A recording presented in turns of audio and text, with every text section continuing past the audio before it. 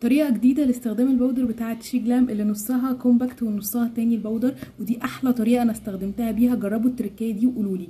بجيب البودر اللي هي اللوس وبحطها على البودر الكومباكت وببتدي اثبت. بصوا بنات بدعكهم في بعض كده، شايفين ازاي؟ وببتدي اثبت تحت العين او على البشره كلها، وبتخلي البشره فلتر.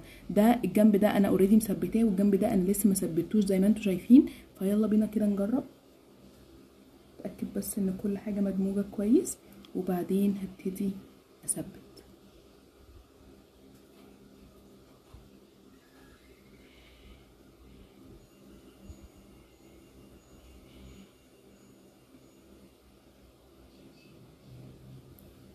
بصوا يا بنات، فلتر فلتر بجد. جربوا الطريقه دي وقولوا لي. والدرجه اللي انا بستخدمها دي اسمها انستريدي.